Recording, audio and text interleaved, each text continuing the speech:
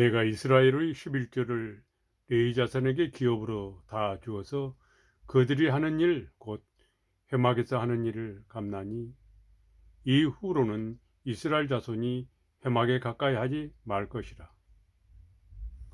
죄값으로 죽을까 하노라. 그러나 레위인은 회막에서 봉사하며 자기들의 죄를 담당할 것이요 이스라엘 자손 중에는 기업이 없을 것이니 이는 너희 대대의 영원한 율례라. 이스라엘 자손이 여호와께 거제로 드리는 11조를 레위인에게 기업으로 주었으므로 내가 그들에 대하여 말하기를 이스라엘 자손 중에 기업이 없을 것이라 하였노라. 아멘, 아멘, 할렐루야, 아멘. 성도 여러분, 그리고 시청자 여러분, 평안하신 줄 믿습니다. 오늘은 11조에 관한 성경에서의 논점을, 말씀을, 은혜를 함께 나누고자 합니다. 사실은 목사가 제일 말하기 힘들고 곤란한 부분이 헌금 문제입니다. 특히 11조는 가장 피하고 싶은 논점입니다. 그러나 성경적 관점에서만 말씀을 드리고자 합니다. 먼저 과거 성경에서, 그러니까 구약에서 어떻게 말씀하고 계시는지 보겠습니다. 과거 구약에서의 11조의 기능과 필요성은 무엇입니까? 11조는 구약에서 처음 민수기에서 등장합니다. 이스라엘 백성에게 하나님께 드리는 의무적 헌금으로 규정되었습니다. 11조는 주로 농작물이나 또는 가축의 10분의 1을 하나님께 바치는 것으로 이는 하나님의 소유임을 인정하고 감사의 표시로 드리는 것이었습니다. 구약 성경에서 11조의 기능과 용도를 어떻게 가지고 있는지 첫 번째, 레위 지파의 생계 수단이었습니다. 레위 지파는 제사장 직분을 수행하며 땅을 상속받지 못했기 때문에 다른 지파들이 드리는 11조로 생계를 유지했습니다. 민수기 18장 21절로부터 24절 말씀입니다.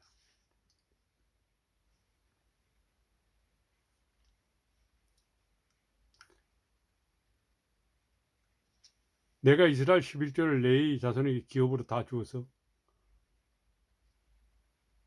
그들이 하는 일 곧 회막에서 하는 일을 감나니 이후로는 이스라엘 자손이 회막에 가까이 하지 말 것이라. 죄값으로 죽을까 하노라. 그러나 레위인은 회막에서 봉사하며 자기들의 죄를 담당할 것이요 이스라엘 자손 중에는 기업이 없을 것이니 이는 너희 대대의 영원한 율례라. 이스라엘 자손이 여호와께 거제로 드리는 11조를 레위인에게 기업으로 주었으므로 내가 그들에 대하여 말하기를 이스라엘 자손 중에 기업이 없을 것이라 하였노라 하였습니다. 이 말씀은 이 레위인은 12지파 중에서 이 땅을 기업으로 분배를 받지 못했기 때문에 11지파가 11조를 내서 이 레위 지파에게 드리는 것입니다. 그 레위 지파는 이 11조를 받아서 첫 번째 생계수단으로 사용했습니다. 둘째는 가난한 자, 나그네를 위해 구제하는 데 11조를 사용했습니다. 물론 전쟁에 필요한 재정도 이 안에 포함되어 있습니다. 신명기 14장 22절로부터 29절의 말씀에 11조에 관한 규례가 있습니다.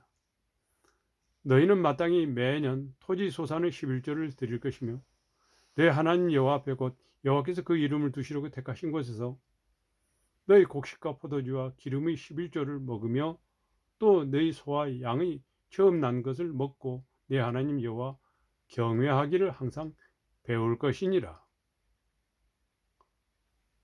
그러나 내 하나님 여호와께서 자기 이름을 두시려고 택한 곳이 여기서 너무 멀고 행로가 어려워서이 너 하나님께서 그 풍부히 주신 것을 가지고 갈 수 없거든. 그것을 돈으로 받고 그 돈을 쌓아가지고 내 하나님 여호와께서 택하신 곳으로 가서 너희 마음이 원하는 모든 것을 그 돈으로 사되 소나 양이나 포도주나 독주 등 너희 마음에 원하는 모든 것을 구하고 거기서 너 하나님 여호와 앞에서 너와 네 권속이 함께 먹고 즐거워 할 것이며 너희 성읍에 거주하는 레위인은 너희 중에 분깃이나 기업이 없는 다니 또한 저버리지 말지니라. 매 3년 끝에 그 해 소산의 10분의 1을 다 내어 너희 성읍에 저축하여 너희 중에 분깃이나 기업이 없는 레위인과 그 성중에 거류하는 객과 및 과와 과부들이 와서 먹고 배부르게 하라. 그리하면 너희 하나님 여호와께서 너희 손으로 하는 범사에 너에게 복을 주시리라. 아멘. 아멘. 그 셋째는 이 11조가 예배와 제사를 위해 사용되었습니다. 성전과 또한 제사장의 유지 비용으로 사용되었습니다. 11조는 이스라엘 공동체의 재정적 기반을 형성하고 사회적 약자를 돌보는 중요한 수단이었습니다. 또한 하나님의 주권을 인정하고 그분의 은혜에 감사하는 신앙적 실천으로서의 의미를 가지고 있었습니다. 그러나 신약 성경에 와서는 11조의 개념과 의미가 많이 구약과는 다릅니다. 신약 성경 11조에 대한 이는 어떤 강한 율법적 의미보다는 넓은 의미의 헌금과 나눔과 봉사를 강조하는 의미가 있습니다. 예수님은 특히 11조를 지키는 것도 중요하지만 그보다 더 중요한 것은 공의와 긍휼과 믿음을 더 중시해야 한다고 말씀하십니다. 마태복음 23장 23절 말씀입니다. 화 있을진저. 소두부터 말씀이 화 있을진저 이렇게 시작합니다. 외식하는 서기관들과 바리새인들이요 시대상을 반영하고 있습니다. 너희가 박하와 회양과 근처의 11조는 드리되 율법의 더 중한 바 정의와 긍휼과 믿음은 버렸도다. 그러나 이것도 행하고 저것도 버리지 말지니라 라고 말씀하고 있습니다. 그러니까 박하와 회양과 근처의 11조 드리라는 것입니다. 한편 같이 드리라는 겁니다. 정의와 긍휼과 믿음도 같이 버리지 말라는 것입니다. 24절 말씀입니다. 23절에 이어서 24절 말씀입니다. 맹인된 인도자여 하루살이는 걸러내고 낙타는 삼키는 도다. 무슨 말씀이십니까? 맹인된 인도자요. 맹인된 인도자 누구입니까? 하루살이는 걸러내고 하루살이는 무엇입니까? 낙타는 삼키도다. 낙타를 어떻게 삼킵니까? 낙타가 무엇입니까? 예수님은 시작부터 화 있을진저 이렇게 서두에 말씀하시고 맹인된 인도자요 이렇게 말씀하고 있습니다. 하루살이는 걸러내고 낙타는 삼키는 도다.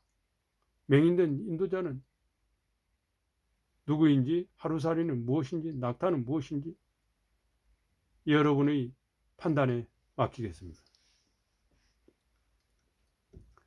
그럼 오늘날 현대의 시점에서 11조의 필요성은 무엇인지 보겠습니다. 현대사에서 11조에 대한 필요성에 대해서는 의견이 다양합니다. 구약과 달리 요즘 복잡한 시대에서는 국가의 세금이 그 세금을 통해서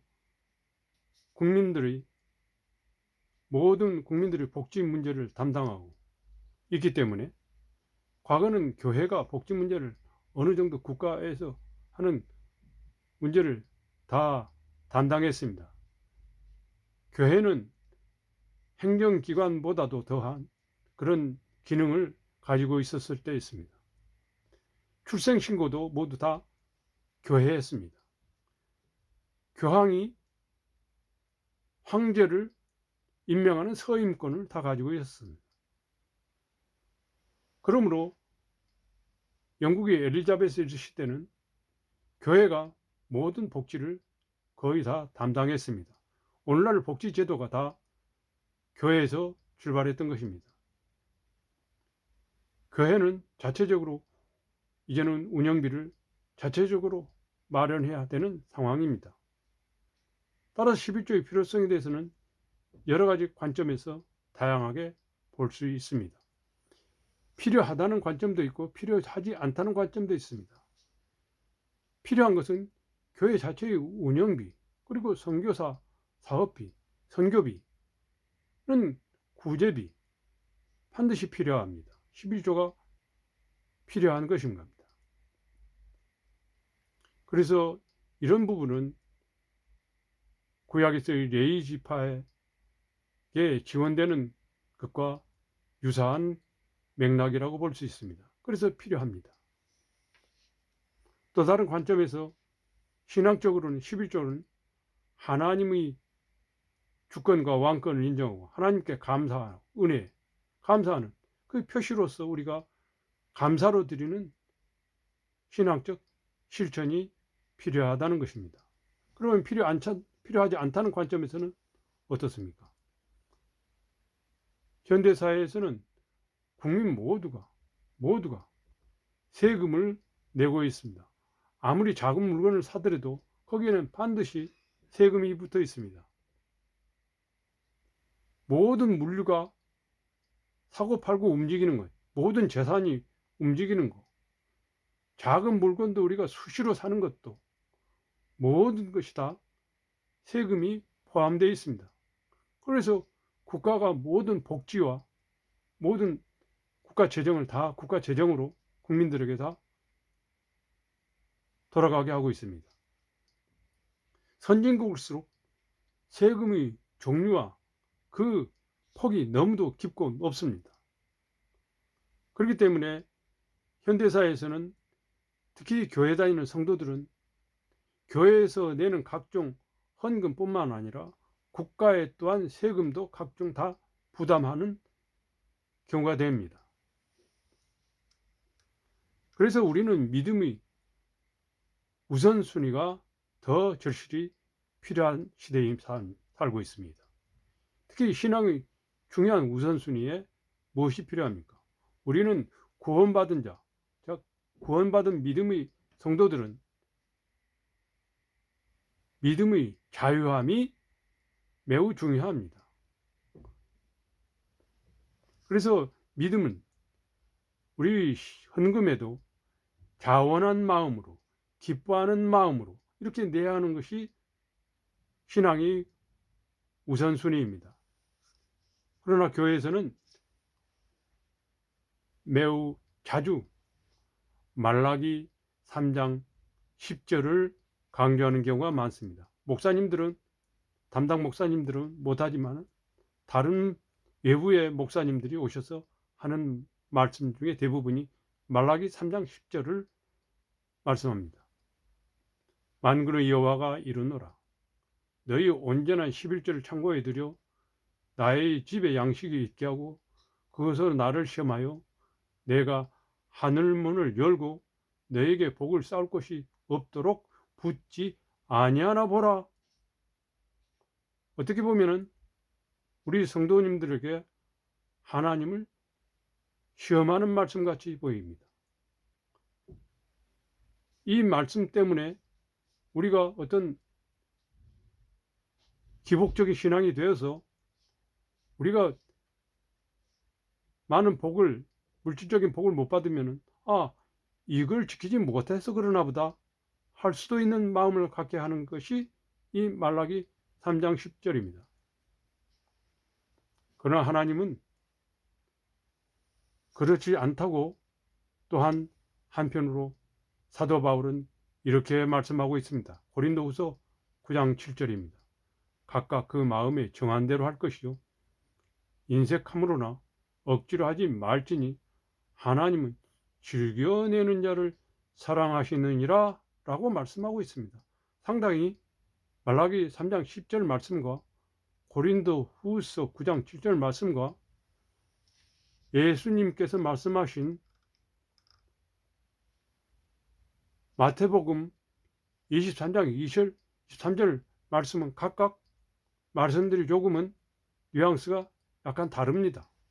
그러나 예수님이 말씀하신 마태복음 23장 23절과 사도 바울이 말씀하신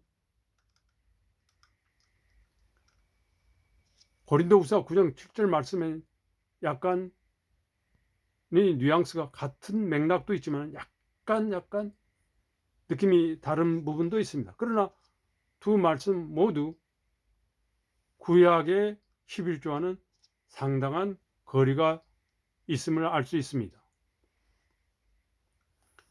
그러면 다른 현실적인 문제와 외국의 사례를 한번 보겠습니다. 외국의 경우는 국가가 모든 성직자와 교회의 재정을 국가 세금으로 감당을 한 반면에 그것을 모든 국민들에게 교회세를 이름으로 세금으로 국민들에게 부담시키는 경우가 있습니다. 특히 독일이 대표적인 사례입니다. 유럽의 경우에 다른 나라들도 일부 더 있습니다. 그러므로 그 국가 세금으로 성직자들의 사례비와 교회 운영비를 국가 세금으로 국가 재정으로 교회 재정을 감당하는 사례도 있습니다. 물론 우리가 어떻게 해야 된다라는 것보다도 우리 믿음의 자유함으로 자원하는 마음으로 기뻐하는 마음으로 드리는 것이 중요합니다. 결론으로 정리합니다. 11조는 과거 이스라엘 공동체에서 하나님이 주권을 인정하고 공동체의 재정적 기반을 마련하기 위하고 사회적 약자를 돌보는 수단이었으며 공동체의 운영 재정이었습니다. 왜?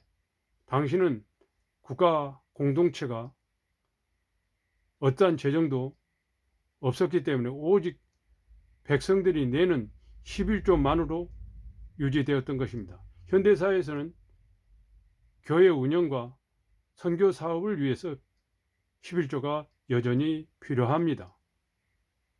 그러나 이 모든 것이 자원하는 마음으로 공동체가 담당하는 것은 꼭 필요합니다.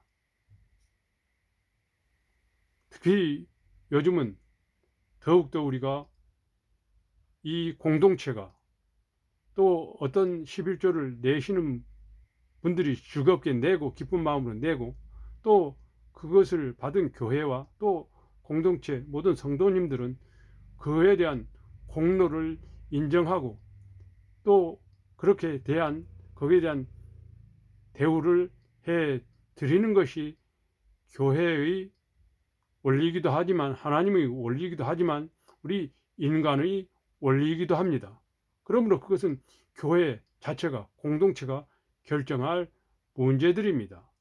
그러므로 우리 모두 다 헌금을 즐겁게 기쁘게 11조를 기쁘고 즐겁게 자원하는 마음으로 내시고 그런 부분들이 다 우리의 믿음과 우리의 하나님께 영광과 증거가 되기를 간절히 바라고 원하고 소망하고 기도하며 축원합니다.